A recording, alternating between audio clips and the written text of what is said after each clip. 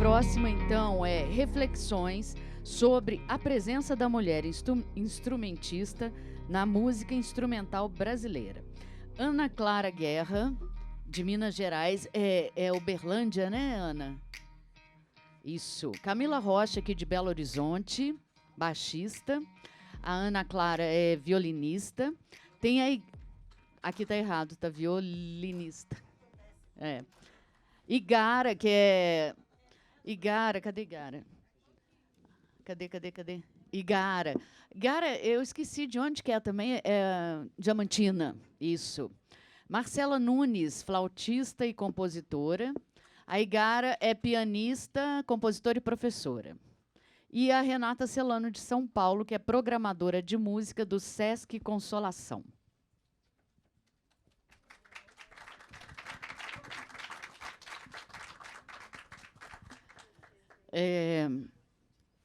Tá faltando mais uma. Será que você empresta a sua cadeirinha para a gente? Ah, não, mas são 5 mulheres, mais eu. Eu sou a 6. Eu fico naquela ali. Ah, tá. Ah, eu fico aqui andando, sento ali na frente, tá tudo bem. Vamos lá, então. Vou convidar a visita, como dizia minha mãe, sabe? Vamos abrir com a visita, todas mineiras. Vou abrir com a Renata, que também é programadora musical, para a gente já saber aí sobre essa presença da mulher na música instrumental brasileira. Oi, gente, boa tarde, meninas, mulheres maravilhosas. Todas já se apresentaram no instrumental, certo? Bom, gente, eu trabalho no Sesc, especificamente no Sesc Consolação, lá de São Paulo. E o Sesc Consolação realiza, nesse momento, um projeto chamado Instrumental Sesc Brasil. E, na verdade, é sobre ele, assim, a partir dele, que eu gostaria de falar um pouquinho, porque, de uma certa forma, ele também reflete essa presença feminina na música instrumental brasileira. O Instrumental Sesc Brasil é um projeto que existe há 35 ou 40 anos.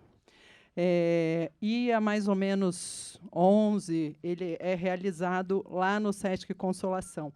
Semanalmente, a gente tem shows de música instrumental. Esses shows são transmitidos ao vivo. Até se der tempo, assim, eu queria mostrar um pouquinho, de repente, o YouTube do Instrumental Sesc Brasil. E, para vir aqui, eu pedi assim, para o pessoal levantar os números do instrumental. Então, ele tem entre 35 e 40 anos, e, a partir de 1999, ele começou a ser transmitido ao vivo, gravado. Então, hoje, tem mais ou menos 990 shows de música instrumental gravados. Uma parte boa está no YouTube do Instrumental Sesc Brasil. Então, tornou-se, acho que, um acervo, né? Assim, e um local de consulta, né? Não sei como foi para vocês a relação com esse acervo do instrumental, mas acho que, para muita gente, musicistas, é um acervo importante de música instrumental brasileira, porque ele foi, enfim, né, um material que tem esse arco histórico da música instrumental brasileira.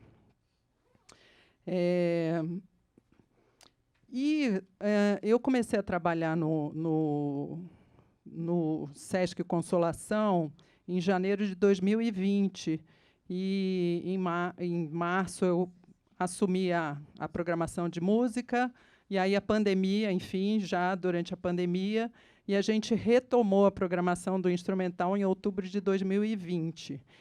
E o que eu percebi é que a programação, até então, tinha um caráter muito mais de protagonismo masculino, muito grande, e também, não só no protagonismo, mas também, né, enfim, a banda. E levou um tempo para eu desnaturalizar esse olhar de que, poxa, homens, ok,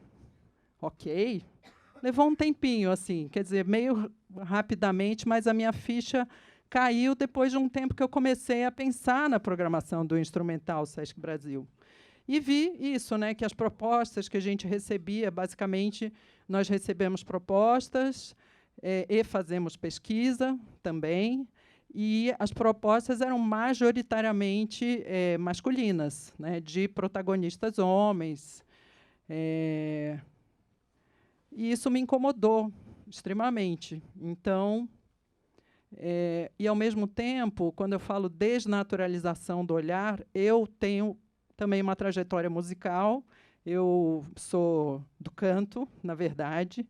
Então, cantei muito em grupo vocal, dei aula de técnica vocal um bom tempo lá em São Paulo, no coral da USP, em outros grupos vocais, gravei já, etc, etc, etc. Mas no canto é uma outra relação.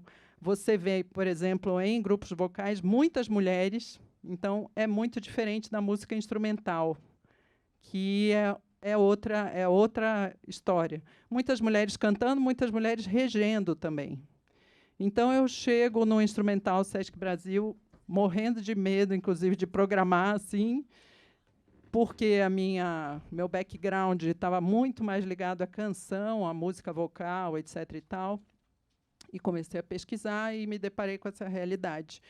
Então, a gente começou a fazer uma mudança nesse sentido de ter uma presença feminina, pelo menos uma vez por mês, na programação do Instrumental Sesc Brasil.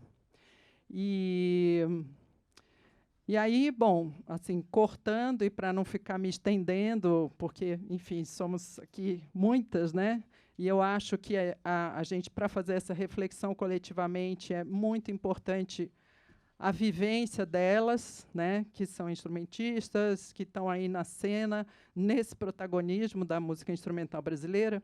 Mas, assim, para resumir, a gente agora, em 2023, a gente, de 46 shows do Instrumental Sesc Brasil, que a gente realizou, todos eles estão disponíveis no YouTube do Instrumental Sesc Brasil, então vocês podem assistir.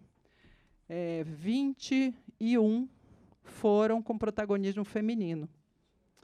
E desses 21, 6 foram com... Eu estava fazendo as contas aqui, a gente falou sobre essa questão do protagonismo negro. 6 shows foram com mulheres negras protagonizando. E, pensando bem, a gente pode avançar e deve avançar, né? Assim, pensando no futuro do instrumental, pode se inverter, de repente, a gente pode ter uma cena mais presente das mulheres? Pode. Assim, eu mesma estou nesse aprendizado, né, dividindo com vocês assim essa trajetória que é o que eu chamo de desnaturalizar e refinar o olhar para essa questão, né? Em alguns casos, eu recebo, depois posso até deixar o meu e-mail, caso queiram mandar propostas, né, assim, e, em especial para a música instrumental, de fato, porque o Instrumental Sesc Brasil é o carro-chefe, assim, em termos de projeto de música instrumental. Até a Pri, que está aqui comigo hoje do Sesc, ela é a pessoa na gerência de ação cultural que cuida do instrumental, então a gente tem muitas trocas, né, com relação a isso, mas quem está fazendo a curadoria do instrumental nesse momento sou eu mesma. Então, é um prazer, assim, vai ser um prazer receber propostas, também de canção, mas a gente tem mesmo esse carro-chefe aí da música instrumental. Então, acho que é isso, assim, depois a gente pode falar um pouco mais. Eu fiz algumas reflexões sobre qual o papel das instituições nesse estímulo, né, a presença feminina das mulheres instrumentistas na música instrumental brasileira. Então, é isso, gente. Muito obrigada.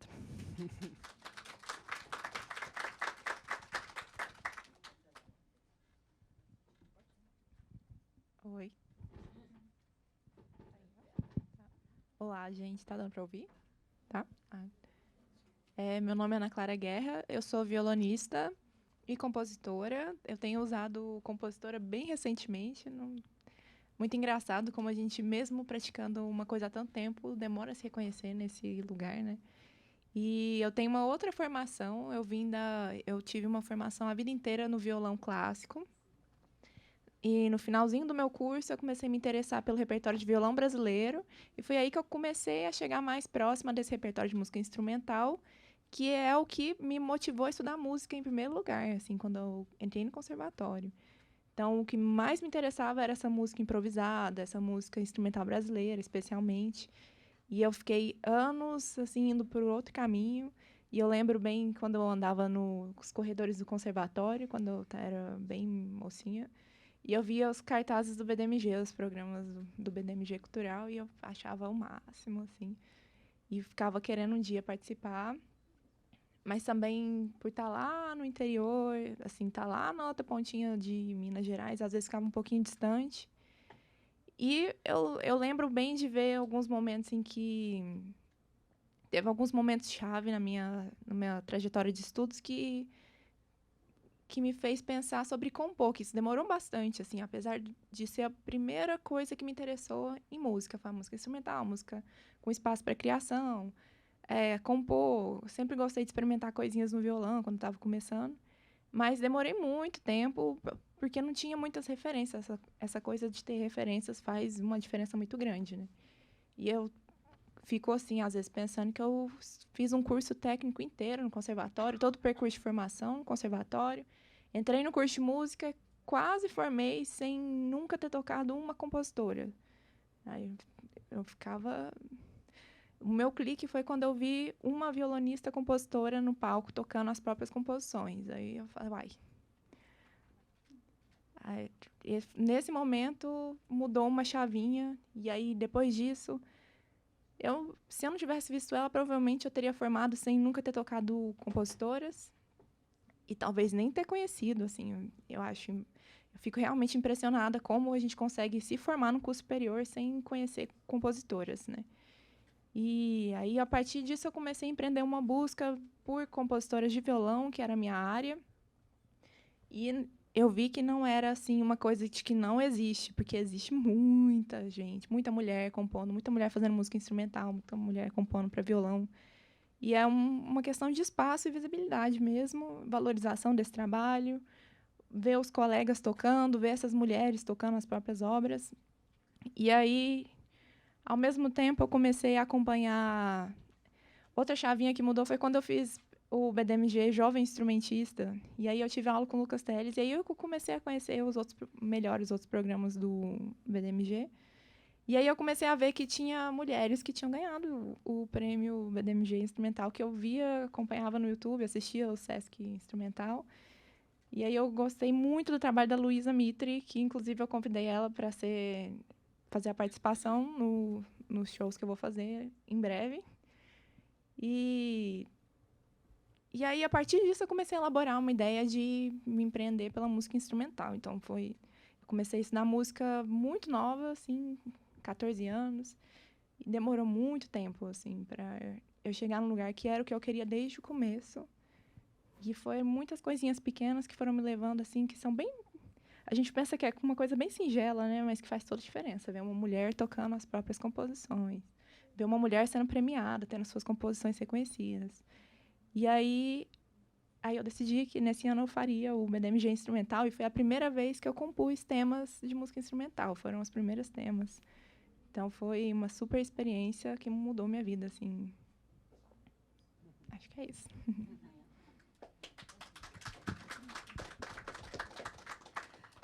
Só para completar, a Ana Clara, em 2020, ela recebeu o prêmio Jovem Instrumentista aqui do BDMG.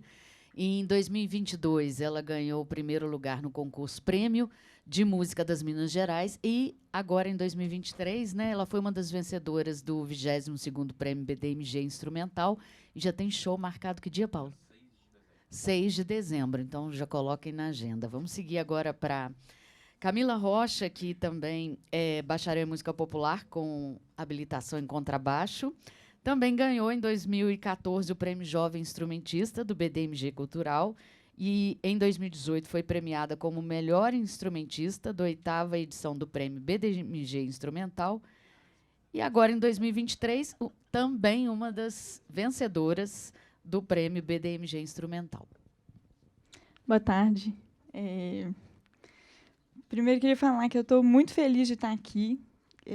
Essa instituição, que é o BDMG Cultural, é uma coisa, assim, acho que muito importante para a cena cultural do nosso estado, para a cena do instrumental do nosso estado e na minha trajetória pessoal também, assim.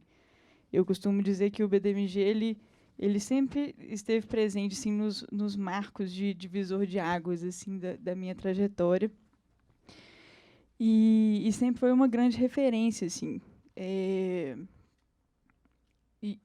Uma coisa que possibilitou a abertura de portas. A primeira relação que eu tive foi o Jovem Instrumentista, em 2014, que eu tive possibilidade de fazer aula com a Aloysio Horta, que é um grande contrabaixista daqui, da cidade, e isso, para mim, foi assim... abriu minha mente em relação à música, em relação a ser instrumentista, em relação ao estudo do instrumento também, de uma forma muito grandiosa. E também, né, às vezes que eu participei do prêmio do BDMG Instrumental como musicista acompanhante e agora também como compositora, assim. Esse assunto da presença da mulher, das mulheres instrumentistas e da mulher na música instrumental é uma coisa que mexe muito comigo, porque eu sou uma pessoa que eu tive o privilégio de ter um apoio nos meus estudos de música desde sempre. Assim, eu comecei a estudar música desde muito nova, com 6 anos de idade. Eu comecei umas aulas de teclado, depois fui estudar piano erudito na Fundação de Educação Artística, que é outra instituição muito importante daqui também.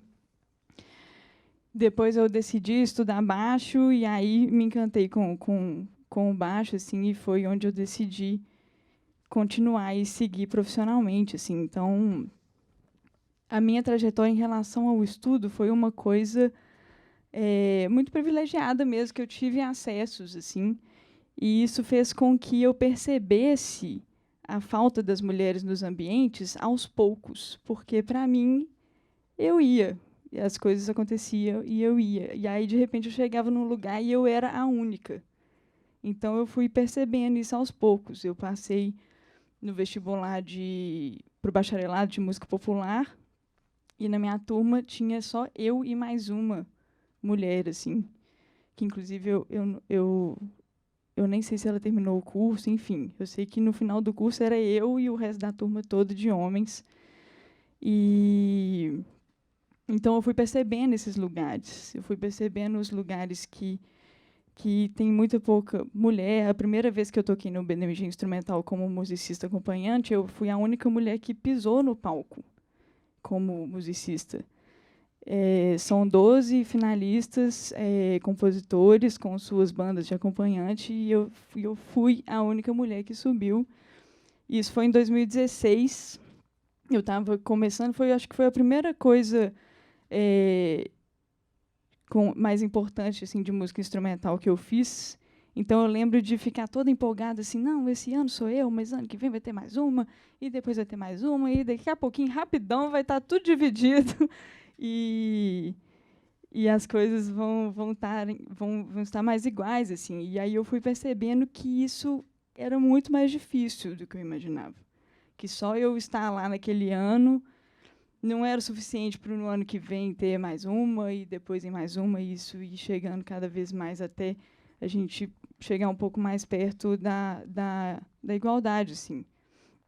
Então, eu lembro de que, nos anos seguintes, acho que teve ano que repetiu, que eu fui a única, teve ano que fui eu e mais uma, teve o ano que a Luísa ganhou foi um ano que foram mais mulheres, que a banda da Luísa, a maior parte da banda dela é de mulheres, inclusive eu e Marcelinha. Mas aí isso foi me indignando. E eu fiquei pensando, gente, o que está acontecendo? E fui descobrindo que, por exemplo, as inscrições para o BDMG Instrumental têm um número muito pequeno de mulheres. São muitas poucas mulheres que sequer se inscrevem para concorrer ao prêmio. Então, o problema não está naquele negócio de, tipo assim, porque não tem mulher fazendo música que é boa o suficiente para o prêmio, né? Tipo assim, não adianta. falar que tem um tanto de mulher se elas não conseguem ser selecionadas? Não, elas não conseguem nem se inscrever. Então, isso foi uma coisa que foi me indignando muito e pensando assim, o que poderia ser feito. A Tabata falou na palestra dela sobre o trabalho de base. Eu acho que isso é uma coisa que conecta muito com o que eu penso, assim, que pode ser uma coisa ativa para realmente fazer uma mudança estrutural, né, dessa cultura que a gente tem dos espaços negados às mulheres, porque é uma coisa que acontece desde a base. E depois eu fui percebendo que, mesmo eu acessando esses lugares de forma mais ou menos natural, depois eu fui lembrando da minha trajetória e percebi que, na verdade, nem eu mesma achava que eu era tão... que aquelas possibilidades eram tão abertas para mim, assim. Tem uma história que eu sempre conto, que é quando eu soube da existência do BDMG instrumental, eu sempre ia lá assistir. E lá, assim, é um palco incrível, que sobe os melhores músicos com as composições incríveis, é um negócio que você assiste, assim, 12 apresentações de boca aberta, que é uma coisa muito incrível. E conversando com o meu marido, ele é baterista, ele é da mesma cena que eu, da música instrumental, a nossa época de formação é parecida, que a nossa idade é próxima. A gente frequentou o BDMG instrumental como para assistir, né, ao invés antes de subir no palco, na mesma época. E a gente, compartilhando essa experiência, a gente percebeu uma diferença, que era, ele assistia pensando assim, ano que vem eu quero estar lá. Ano que vem eu quero estar nesse palco. Se não for no ano que vem, vai ser no próximo, enfim, eu vou tocar nesse palco. E, na minha cabeça, isso nunca passava. Só passava assim, nossa, que coisa incrível. Mas era uma coisa muito distante. Não era uma possibilidade que eu via para mim, eu quero estar lá no ano que vem, ou que fosse daqui 10 anos. Eu nem me imaginava nesse lugar. Eu só ia para admirar. E acabou, assim. Então, isso eu acho que tem muito a ver com essa necessidade do trabalho de base e a necessidade de ir lá, né, de reconhecer que o buraco é muito mais embaixo. Assim, a gente sofre barreiras desde o início, desde o momento que a gente vai pegar o instrumento para sentar a bunda na cadeira e estudar, a gente já tem que quebrar um tanto de barreira. Isso. Agora, Igara, mais uma também, né, que participou do prêmio do programa Jovem Instrumentista, do BDMG, e também, em 2023, foi uma das vencedoras do prêmio BDMG Instrumental. Igara se formou no Conservatório Estadual de Música Lobo de Mesquita, lá em Diamantina? Isso. Com você. Boa tarde. Fazendo só uma breve apresentação aqui, complementar. Assim como a Ana Clara, também eu comecei a estudar no piano erudito. Então, desde muito novinha, eu comecei, desde muito novinha mesmo, assim, desde bem criança, comecei a estudar o piano erudito. Então, cresci no conservatório, nesse ambiente que era bem familiar, assim, não tinha nem zero contato com questões de gênero e tal. E dentro do piano erudito, dentro da música erudita também, isso tem um pouquinho de diferença, assim, do instrumental popular, né? Por uma questão histórica, que se a gente abrir um pouco esse leque, a gente vai poder abrir mais tópicos de discussão, assim, a partir disso. Mas, enfim,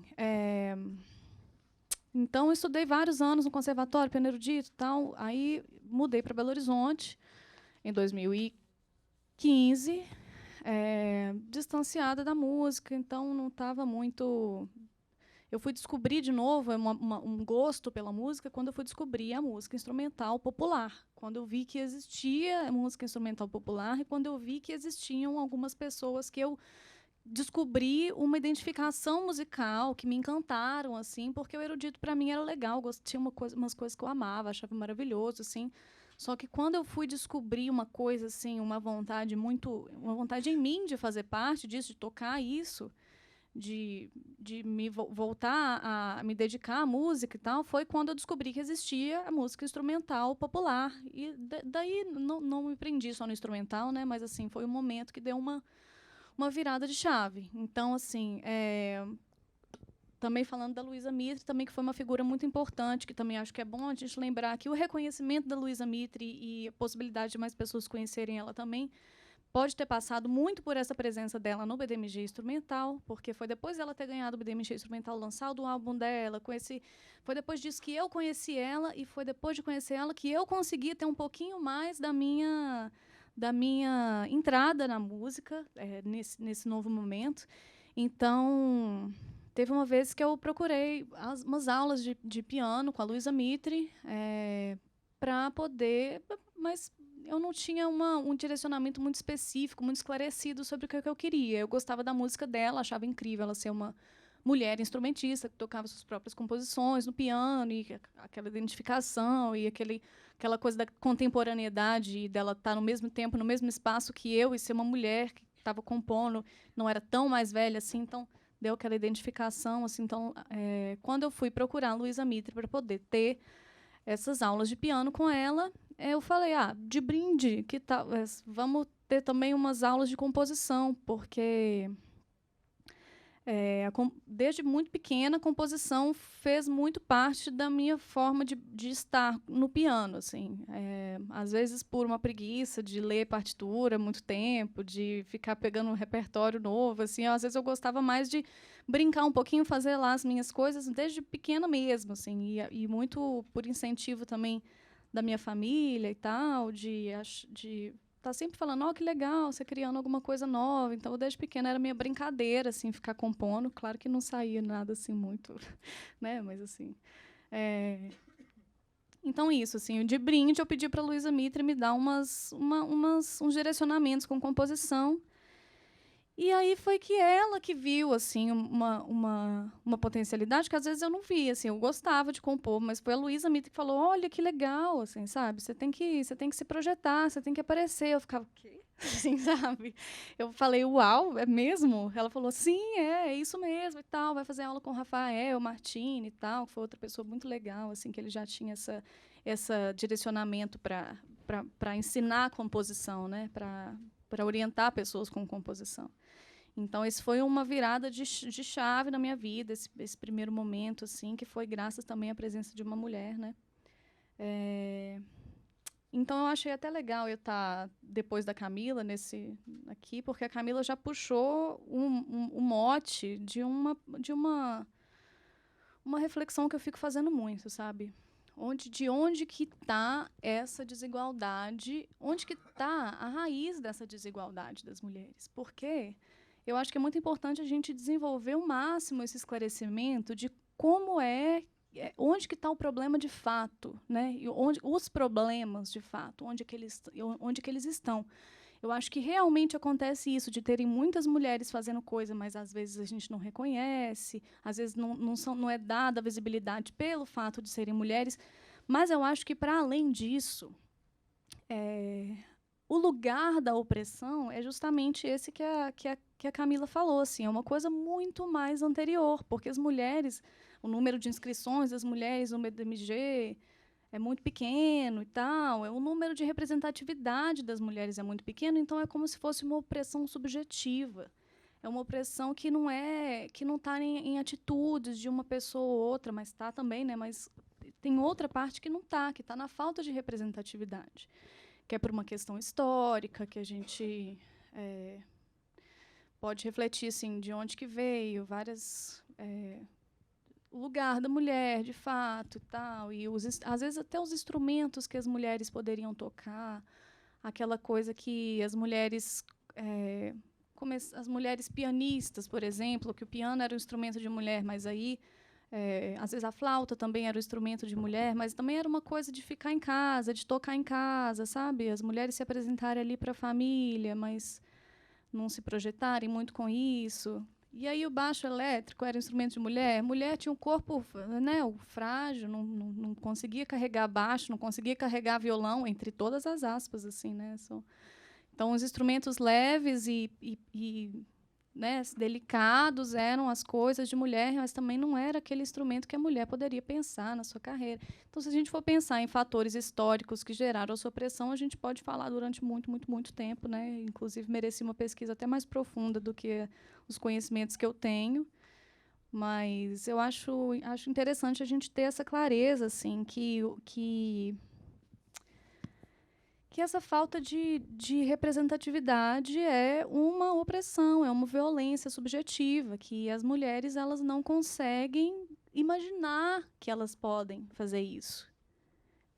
Elas não conseguem elas não conseguem se ver nesse lugar, então não é criado, esses caminhos não são abertos para as mulheres, esses caminhos subjetivos de mostrar, de ter um toque sutil na cabeça de uma ou de outra que ela pode se interessar por música, que isso pode ser uma escolha de carreira, que ela pode se interessar, que isso pode ser uma escolha de uma manifestação artística dela, como instrumentista, né? E só mais um ponto só para poder finalizar é que no BDMG BDMG instrumental e tal. Eu tive na hora de convidar aquele convidado e tal para as apresentações do CCBB e do SESC, perguntei para a Beth se podia ter uma pessoa no canto. E não podia. E se podia também ter uma pessoa no canto lá na própria apresentação no concurso do BDMG, também não podia, assim. E aí eu comecei a entender isso até como uma postura política interessante, porque as mulheres na música instrumental, se for considerar o canto, realmente está muito mais bem representado. Mas eu fiz uma pequena pesquisa assim e descobri uma coisa que fazia muito sentido, que é que historicamente, as mulheres no canto eram um lugar muito mais legítimo porque era um lugar de expressão, era um lugar de fruição. A gente sabe que o canto é uma coisa que as pessoas estudam, técnica e tal, mas, assim, historicamente, a visão sobre as mulheres cantoras estava muito mais ligada a essa legitimidade por ser um lugar de expressão, de fruição do seu sentimento, de fruição e não precisava de estudos técnicos e essas coisas que são relacionadas às mulheres instrumentistas. Não sei se eu consegui ser clara aqui, se eu consegui me fazer entender. Então, também faz parte dessa construção muito objetiva, né, muito, muito esclarecida, mas também com muitas partes subjetivas históricas, do que é legítimo que a mulher faça, né? Então, até dentro das mulheres instrumentistas é mais legítimo que toque uma flauta, que a gente super mega admira, mas a gente vê mais mulheres flautistas do que mulheres tocando baixo elétrico, por exemplo, um baixo acústico, bateria, sabe? Quantas mulheres baterias a gente conhece? Eu posso contar nas duas mãos, eu acho. Enfim, não sei se deixar para falar mais depois, talvez. Bom, a gente tem aqui uma violonista, uma baixista, uma pianista e agora uma flautista para completar esse time de mulheres instrumentistas, todas já premiadas no BDMG Instrumental em algum dos prêmios. A Marcela Nunes é uma cantora. Um som.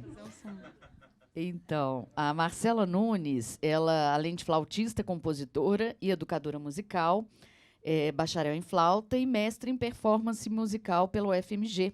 Ela venceu o BDMG Jovem Instrumentista em 2006. Em 2010, o prêmio BDMG Jovem Músico. E em 2019, vencedora do prêmio BDMG Instrumental. Pode pedir música! Pode pedir música. Vou pedir música, gente. Primeiro, eu gostaria de dizer que eu também estou feliz demais de estar aqui, que é a minha casa. Agradecer a Beth, Renata, todos vocês, o Paulo, todo mundo que está aí nessa força por esse espaço, por esse tanto de coisa que a gente faz parte há tantos anos, né? Eu vi agora 2006, falei, nu! E realmente lá em 2006 foram abertas muitas portas mesmo. Eu estava vindo para cá e pensando quando que eu comecei a me entender como instrumentista, né? E isso aconteceu muito tempo antes de eu me entender como compositora. A gente sempre se vê dessa forma depois, né, Ana Clara? E eu lembro que quando eu comecei a tocar flauta, eu comecei pelo choro. Eu tenho uma história com aulas de música desde os 6 anos de idade e cresci tocando flauta, piano, flauta doce, transversal. mas me entendi como musicista no choro. Então, foi através do choro que eu comecei tocando. E quando eu comecei a tocar choro, há 20 anos atrás, né, Lília?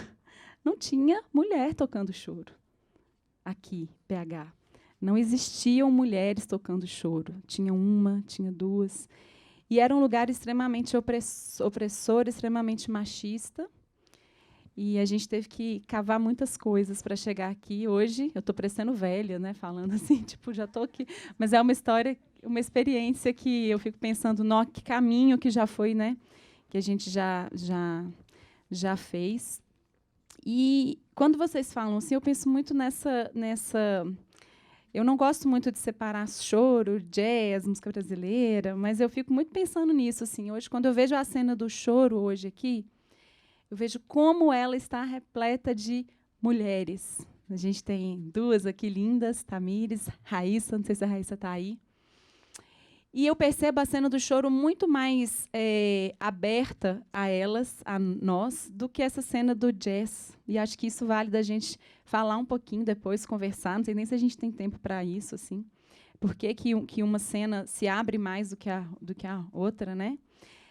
Por que a gente se sente melhor em alguns palcos, em algumas rodas, e dói tanto, às vezes, conseguir chegar em certos palcos, né? Eu também cresci vendo os shows do BDMG, e nessa mesma linha, Camila, eu achava que eu nunca ia estar lá. Então, eu sempre assisti muitos anos de shows e falava, nossa, tocam muito bem. E quando a gente começa a desnaturalizar e falar, mas só tem homem, a gente começa a ver que não tem representatividade. Então, é isso. Quando a gente vê que não é normal só terem homens, a gente percebe que, então, a gente não tá lá. E aí eu fico vendo que aqui, quem está me vendo e me ouvindo, os meus colegas que tocam comigo nos palcos hoje, eu vejo um. Eu só vejo um. Tem alguns outros homens. Eu sou um pouco míope, não enxergo bem também. Mas onde que os homens estão? Os nossos músicos que a gente toca, os nossos amigos, que são nossos amigos, que tocam junto com a gente. Né? Onde que eles estão? Porque a gente precisa conversar juntos, né? Então, eu sinto falta deles aqui. E não é porque eles não saibam disso, que a gente está aqui hoje, que existe esse simpósio, né, que já teve o ano passado e teve esse ano. Então, eu sinto muita falta disso. Quando a gente fala de onde que a gente acessa, onde que essas mulheres começam, né, onde que elas vão começar? Porque se elas não se inscrevem, talvez elas não sintam que elas são boas para poder se inscrever, né? E eu já tive muito nessa ponta, nesse lado, assim. Eu não sou boa.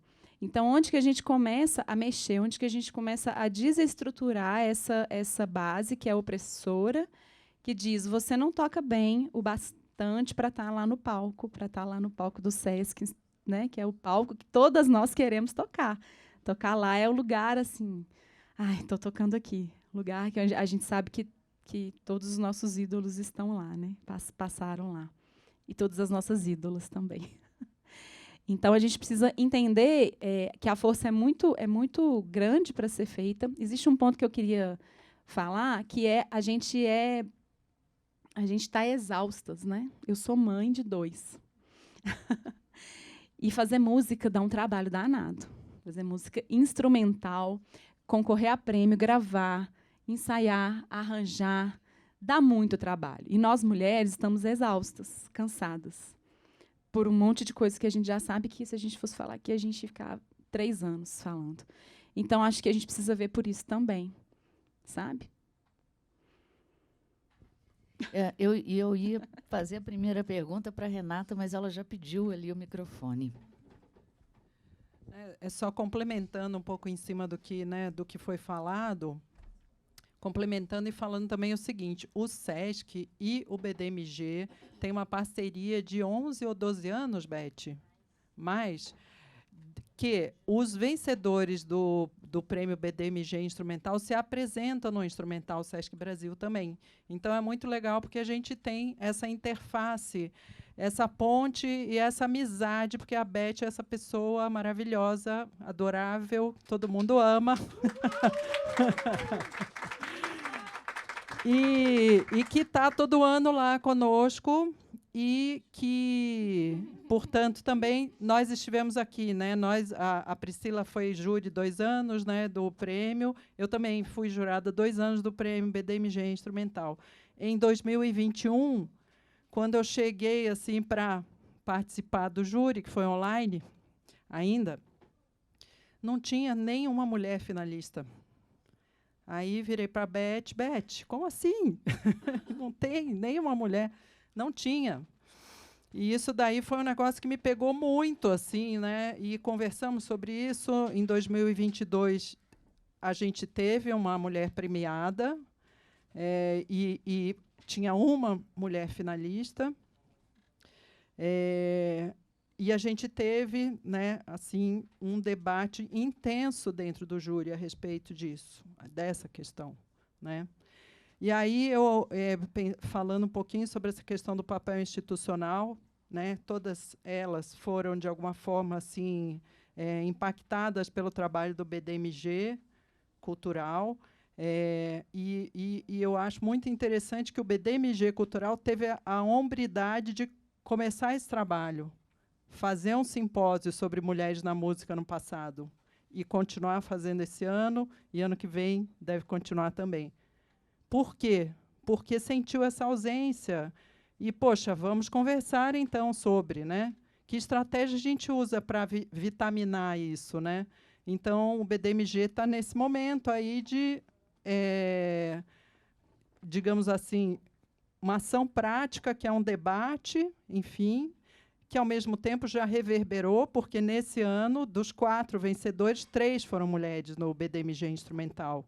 Então, isso já causou impacto, né? Esse movimento já causou impacto. Então, assim, eu acho muito bacana, a hombridade que eu falo é nesse sentido de sentir que tem uma responsabilidade social, o BDMG, assim como o SESC também, né, tem uma responsabilidade e faz parte, na minha opinião, dessa missão do próprio SESC de ter essa presença feminina, digamos assim, garantida. Isso não significa demérito e falta de qualidade, sabe, assim, digamos assim, uma cota porque é mulher. Não tem nada a ver. O instrumental, o Sesc Brasil, ele prima pela qualidade, e todas elas têm um trabalho de extrema qualidade, tanto na interpretação quanto composicional. E, se não tivessem, não estariam no instrumental, não venceriam o prêmio. Tem a ver com você escolher uma mulher ao invés de escolher um homem. É importante dizer também que a primeira seleção do BDMG é uma audição a cegas. A gente fala a cegas, que eu acho que nem sei se está certo nessa audição. Sim, sim. Porque a gente não sabe quem é que está tocando. Sim.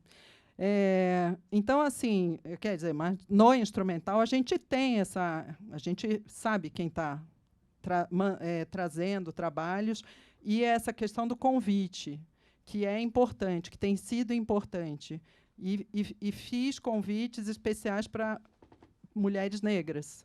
E aí o que acontece, só fazendo uma ligação aqui, né, com essa questão, por quê?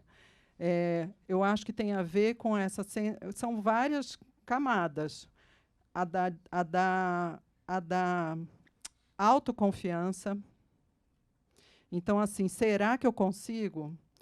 A do tempo, a do investimento, e dessa questão que estava conversando também com a Priscila antes da gente vir, que, para um homem, é quase que posto como natural você ter um trabalho autoral. Sabe? É o meu trabalho, vou lá me colocar. Para uma mulher, é muito diferente. Você precisa abrir um tempo na sua vida, um investimento, arranjo, composição, enfim, é uma trajetória muito diferente. Porém, eu acho que é isso, uma trajetória muito rica. Só para terminar aqui a falação, você me perguntou inicialmente a cena instrumental brasileira, pelo Instrumental Sesc Brasil, a gente até gostaria de ter um mapeamento maior da música instrumental brasileira, mas a gente ali consegue ter um radar assim bem interessante. E a música instrumental brasileira é infinitamente rica. Assim, e o instrumental ele está firmemente ocupado atualmente em não trazer só formações. O jazz é importante, mas não apenas. Pensando na diversidade da música instrumental brasileira, tem muito mais. E é impressionante a vitalidade da música instrumental brasileira. É impressionante a qualidade técnica, a qualidade artística e essa vitalidade que existe. Então, assim, a gente também existe essa responsabilidade de trabalhar com diversidade. E aí, quando a gente pensa na entrada das mulheres dentro do cenário ali do nosso universo, que é o Instrumental Sesc Brasil, cria-se uma diversidade, cria-se uma beleza, cria-se uma nova sonoridade sensível, maravilhosa, enfim, que é muito importante para a gente pensar em música, né, instrumental brasileira. Renata, temos aqui compositoras, instrumentistas, premiadas, né? E você, como programadora de um espaço cultural, eu queria te perguntar agora do outro lado, da resposta do público, né? Porque às vezes quando a gente vai falar do line-up do festival, como a gente falou numa mesa anterior, tem que buscar aquele que tem mais seguidores na internet, aquele que tem mais público. Num caso, né, da música instrumental que você programa no Sesc, como que é a recepção do público? Tem alguma diferença em relação a gênero, do tipo, apresentação quando é um homem lota, quando é mulher tem... Queria que você falasse um pouquinho sobre a resposta do público. O papel das instituições como BDMG Cultural, o festival, o prêmio, desculpa, e o Sesc, é trabalhar também de forma sempre educacional. A gente está o tempo todo educando, a gente está o tempo todo aprendendo e ensinando nesse nosso papel de programação. Formando o público, né? E aí a formação de público é um desdobramento, e, em especial no Instrumental Sesc Brasil, né? O que a gente lá está tentando fazer justamente é ampliar a diversidade sonora e a diversidade de público também. Essa presença feminina tem algumas mulheres, por exemplo, como a Leia Freire, que é um exemplo para muitas mulheres instrumentistas, que, quando se apresenta no instrumental, é praticamente garantia de casa cheia. Vem aumentando gradativamente o público. Eu posso dizer atualmente que eu acho que a gente está com um público de protagonismo feminino e masculino praticamente igual nesse momento.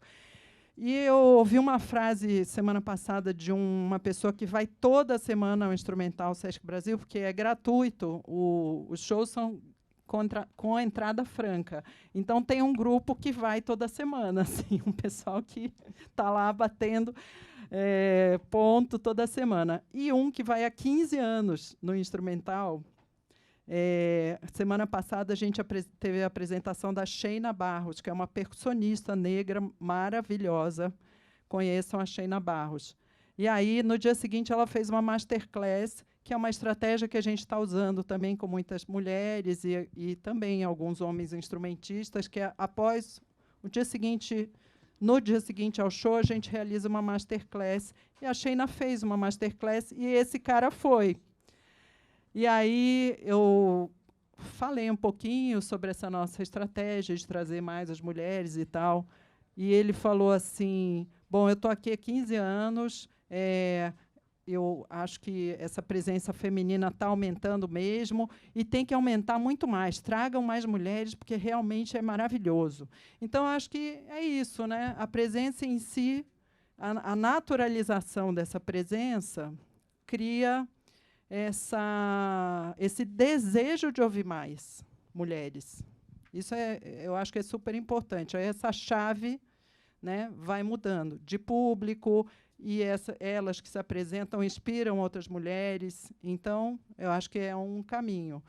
Assim, esse caminho de estar desculpem, só para terminar, pensando estrategicamente como instituição. Acho que tem momentos que a gente tem que fazer exatamente isso, falar sobre as mulheres na música e ter um público majoritariamente feminino. Poderia ter mais homens, deveria. Mas, enfim, porque eles estão perdendo, porque isso aqui é um super aprendizado, né, para todas nós e eles também, para todos. Mas tem momentos que eu acho que a instituição deve nichar mais e tem momentos que a gente tem que garantir essa presença numa programação que não é setorizada, vamos dizer assim. É muito importante que a gente tenha, eu acho que consiga fazer esses dois movimentos, assim, sabe? Perguntas?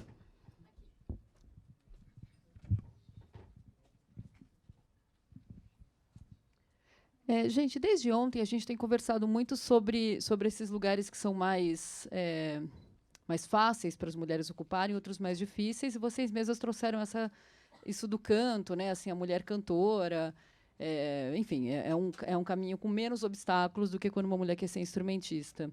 E eu estava pensando em alguns casos de mulheres que começaram suas carreiras como instrumentistas, eram grandes estudiosas, virtuosas até, queriam ser instrumentistas, isso que elas desejavam, e acabaram se vendo obrigadas a começar a cantar para conseguir seguir a carreira, né? O caso da Renata Rosa, que se considera rabequeira e não cantora, a Nilce Carvalho, que é uma super cavaquinista e bandolinista, e ela já contou isso em show, falou, chegou uma hora que eu vi assim que eu não estava conseguindo trabalhos e que eu ia ter que começar a cantar. E ela não se sente cantora, nem acha que canta bem, nada, e eu até acho que ela canta bem, mas eu acho que ela é uma instrumentista muito melhor do que cantora, assim, não tem comparação. E a Maíra Freitas recentemente falou isso, né, filha do Martinho, que é uma pena ter que apresentar ela como filha de um homem, enfim. Mas a Maíra Freitas é uma super pianista, assim. Ela fazia um trabalho de piano contemporâneo sensacional, e agora ela é cantora e, enfim, assim, faz um trabalho de canto até um pouco pop, assim, um pouco, enfim, assim, acho que menos aprofundado esteticamente do que o trabalho dela como pianista, né? E aí acho que eu perguntaria como é que vocês veem as perspectivas atuais para uma mulher instrumentista. Imagino que vocês não tenham o desejo de começar a cantar, e talvez tenham, enfim, se tiverem, ótimo, mas é uma pena uma pessoa se ver obrigada, né? Assim, uma mulher que quer seguir uma carreira de instrumentista, a gente não ouve falar de um homem que queria seguir uma carreira de instrumentista e se viu obrigado a virar cantor para conseguir trabalhos, né? Ele queria ser baterista, mas não conseguia trabalho nenhum, ninguém chamava ele para tocar, então ele teve que virar cantor. Isso não acontece, né? Nina Simone, uma tremenda pianista, maravilhosa, incrível. Foi pro jazz, foi para uma coisa um pouco mais popular, e aí se tornou cantora, mas ela não cantava no início. E ela sonhava ser uma grande pianista clássica mesmo, tocar, eu não lembro agora em qual grande teatro, mas era o grande sonho dela. Então, eu vi que uma delas já quer responder. É a Igara, né? Porque eu acho que foi a Igara que perguntou agora há pouco se podia ter canto, né? Foi você, não foi, Igara? Assim, em clima de bate-papo, vou falar aqui o que eu penso um pouco sobre isso. Mas eu acho que tem, naturalmente, um lugar de protagonismo no canto, né? Que é uma coisa que a gente tem que refletir um pouquinho sobre isso também. Porque sempre quando se ocupa um palco com vários instrumentistas, podem ser maravilhosos e maravilhosas, quem está ocupando o lugar do canto, mesmo que o canto seja instrumental, tem um lugar de protagonismo. Mesmo que o canto faça tantas melodias principais quanto outra pessoa instrumentista, eu acho que acaba tendo um lugar de protagonismo, assim, pelo menos na maioria das vezes. Inclusive, numa palestra com a Mônica Salmazo, que eu fiz pela pandemia, que ela falou muito desse lugar, assim, que às vezes ela achava que era uma injustiça que ela, como cantora, ocupasse sempre um lugar de protagonismo em relação a outros e outras instrumentistas que estavam ali dividindo o palco com ela, que às vezes eram estudiosos de muito mais longa data do que ela, que mereciam, às vezes, um reconhecimento e um lugar de destaque tão grande quanto o dela, né? Então, acho que, para além dessa questão de gênero, tem também esse lugar do canto, de quem está com o microfone, assim, sabe? De quem está de quem está ocupando esse lugar, né? Eu lembrei de outra pessoa também, a Tânia Maria, eu não sei qual é a história dela, mas também uma instrumentista, cabulosa, maravilhosa, né? E talvez ela tenha conseguido muito mais esse espaço pela projeção através do canto, né? Talvez por isso também de o canto ser esse lugar de mais legitimidade da mulher, né? Entrando nessa questão de gênero, eu acho que talvez bem por isso mesmo. Você é instrumentista cabulosa, maravilhosa. A partir do momento que você entra naquele seu lugar que já é um lugar de legitimidade, que você pega o microfone e canta, você tem um pouco mais esse reconhecimento, né? Essa visibilidade. Você está falando sobre o lugar da mulher, né, no canto. Uma vez eu teria que revisar essas informações, mas recentemente eu li que quando parou de ter a prática dos castrati, né, que os homens faziam as vozes agudas, né, quando parou de ter essa prática, e aí começou até a ópera, e tinha os papéis femininos, e aí já socialmente não era bem visto homens ocuparem os papéis femininos. Aí surge essa figura da mulher diva, a prima-dona, né, que não pode ser substituída, porque o papel é feminino, né? Então não teria como colocar um homem naquele momento histórico do surgimento da ópera num papel de mulher, né? E aí, nesse momento, a mulher não pode ser tirada dali, do palco, porque eu teria que revisar essa informação, mas eu lembro de ter lido sobre isso, alguém falando sobre justamente esse papel de diva que a mulher cantora ocupou, né? Que tem que performar um papel, né? Que é muito além da técnica, do repertório, né?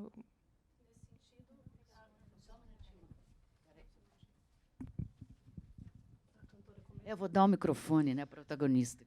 Não, só comentar que nessa relação, onde quando os homens faziam papéis das mulheres, né, ainda um pouco antes disso e durante esse processo todo, as mulheres que eram musicistas eram cortesãs, né? Então, assim, ocupavam esse lugar de fazer música, mas elas tinham um espaço entre o masculino porque elas serviam a outros serviços, né? Então, não eram mulheres que viveram da música, com raras exceções, né?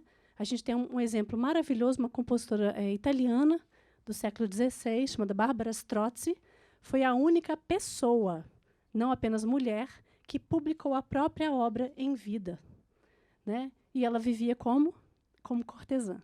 Era Dona Beija, né? da época dela. Então, essa relação entre as mulheres assumirem um papel protagonista, claro que tinha a ver com as personagens, né, mulheres, mas elas viveram ainda muito tempo, também ainda num lugar social de rebaixamento, né, também de não serem consideradas socialmente. Dentro das academias de música, por exemplo, elas não poderiam estar, né? A prática de concerto moderna foi criada por esqueci o nome dela. Eu vou lembrar quando estiver lá em Uberlândia, tomando banho. Como é que chama, gente? Aquela compositora pianista. Do período romântico. Ela criou essa prática contemporânea de tocar de cor, tocar muito virtuosisticamente, né?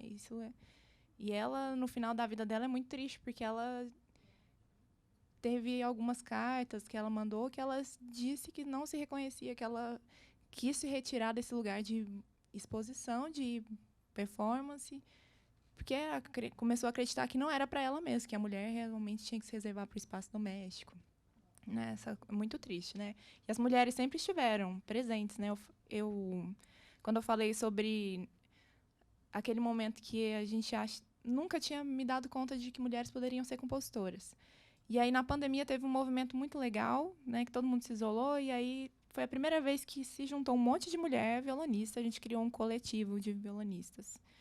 E aí eu conheci a gente criou um grupo que atualmente tem 232 mulheres violonistas do Brasil inteiro, assim, e antigamente a gente tentava lembrar das mulheres violonistas, a gente lembrava de 10, 12, 20, ficava contando, assim, tentando lembrar. Mas aquela... Tem muitas mulheres. E também a gente criou um coletivo que saiu dessa primeira organização, que é a Associação Internacional de Violonistas Compositoras, que tem esse trabalho de valorização, difusão de repertório de compositoras, né, que são as mulheres que tocam seu próprio repertório, a gente toca repertório uma das outras. E também tem esse resgate histórico, né, de peças históricas, nem todas para violão, né, algumas transcrições. Período barroco, o violão moderno ainda não existia, mas de retomar todo esse repertório histórico que existia, mas foi muito invisibilizado. Né? Sobre essa questão do canto, Eu posso só fazer uma eu perguntinha? pode. Desculpa. É só para não encerrar o assunto. Tá. É que eu acho muito curioso as parecências dessas histórias que vocês estão contando com a cena jazz nos Estados Unidos também. Então, a gente ouve falar de grandes instrumentistas ainda lá no período de New Orleans, ainda na época do jazz de rua, né? A gente tem grandes trombonistas, mulheres que já saíam da igreja pensando a voz como um instrumento. Então, estava comentando aqui com ela, né? Não é nem que esse lugar do canto esteja reservado para a mulher, mas que tipo de canto? Porque as mulheres que eu trouxe mais cedo também cantam. Mas esse tipo de canto que é inventivo, que é instrumental, que é propositivo, que é audacioso, que experimenta, ele não né? As mulheres não são... Aqui no Brasil a gente só conhece Flora Purim e olhe lá. Assim, no popular, né? Não estou falando no nível de pesquisa. Então, lá acontece essa coisa de que quando cria-se a ficção do que é o jazz, que é esse som vindo do inferninho de prostitutas e bêbados e malandros, cria-se também a ficção do que é uma diva do jazz. Uma drogada, prostituída, que veste um belo vestido, mas que depois vai para o camarim usar a sua heroína e ficar na merda, sabe? Quando, na verdade, tinham... Né, eu falei hoje de Mary Lou Williams, rapidamente, mas ela foi a mestra dos beboppers. Como que a gente não está falando de Mary Lou Williams? Que compositora, inventiva, educadora, né? Então, parece que existe um lugar muito marcado, assim. E aí é isso que eu falei, acho que foge do canto, né? Nem que estão interessados em botar a mulher no canto.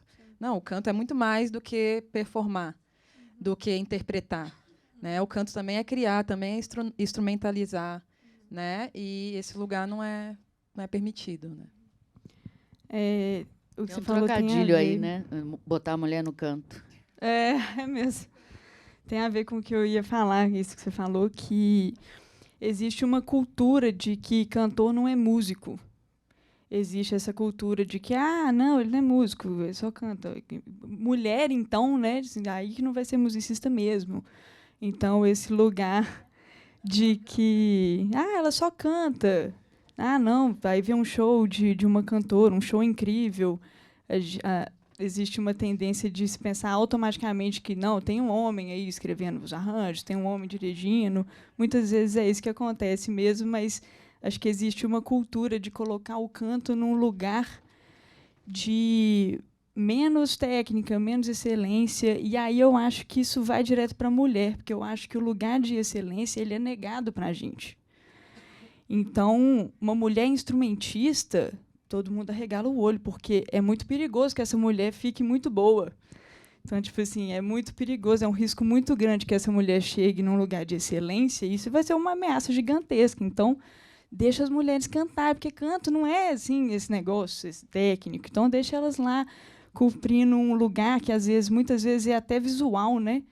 Eu sinto muitas vezes, várias vezes que eu subi no palco, eu sentia uma expectativa de que eu estava lá em cima do palco cumprindo uma coisa visual. As mulheres floreiam tanto o palco, né? Esse palco está tão mais perfumado. Ou então, assim, nossa, você não gosta de se maquiar?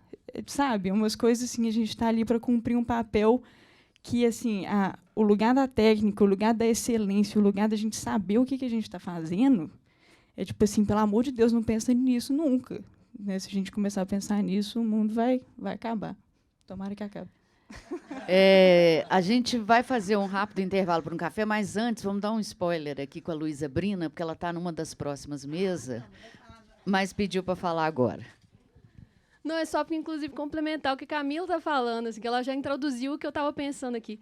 Que eu fiquei impressionada uma vez quando os tribalistas bombaram, assim, saiu uma matéria falando assim, perfeito, a genialidade do Arnaldo Antunes e das suas letras, Carlinhos Brown, gênio da percussão, e o dom da voz da Marisa Monte. É tipo assim, o dom da voz.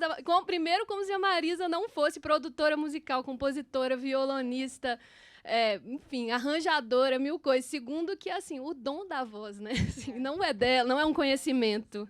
É um... A Paola vai fazer um spot de 30 segundos. Deixa eu ver se você vai poder trabalhar na Rádio Confidência. Boa tarde, eu sou Paola Berto, produtora executiva da Veredas Produções, a quem não me conhece. Não vou falar muito, só tenho 30 segundos, mas é de uma história. A Veredas ela vem de uma origem, né, de uma musicista ou uma música, né, porque agora a gente já pode usar, Rose Pidner Zabelê, e depois ela pegou tudo isso, colocou junto com Betinha, minha querida amiga e parceira, nas veias da Veredas Produções, que abre esse olhar não só para o instrumental, mas de um modo em geral. Mas agora, nesses meus 30 segundos, eu queria rapidamente parabenizar e agradecer muito a Beth Santos, aqui pela casa BDMG, a Renata e a produção, a Carol e toda a produção, por estarem seguindo esse simpósio.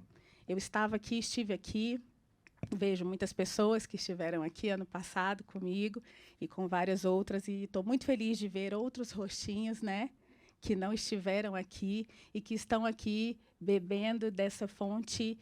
Não vou ter tempo de listar tudo o que esse simpósio mexeu comigo enquanto atual gestora da Veredas, por termos perdido Rose, tá? Só um resumo. Enquanto atual gestora da Veredas, mexeu muito comigo lá no primeiro. E eu estou muito feliz porque ele continua mexendo. E o que Renata trouxe ontem, numa breve fala dela, sobre ser uma sequência, isso é muito legal, assim, está sendo muito bom para quem está aqui, de uma sequência de ações, né? Renata, que está lá na mesa, falou um pouco, assim, que também a gente está nesse barco, assim, de aprender junto e a gente poder vir aqui num espaço como esse e discutir com vocês, nós enquanto produtores, enquanto programadores, enquanto managers, enquanto artistas, e a gente trocar no mesmo espaço e nessa segunda edição termos esse passo do que e agora vamos começar a bolar o passo a passo aqui, por mais que não seja uma receita, a gente sabe muito bem disso. Mas, às vezes, é preciso ter uma receita, né? Então, acho que nós começamos essa história ano passado e agora, ainda nesse lugar aberto para todos, a gente começa a dar passos e isso, Renatinha, Betinha, isso está fazendo uma diferença muito grande. Eu acho que já tem, né, muitos já ouviram falar disso por aí e, por isso, muitos novos estão aqui nessa edição e que venham muitas outras.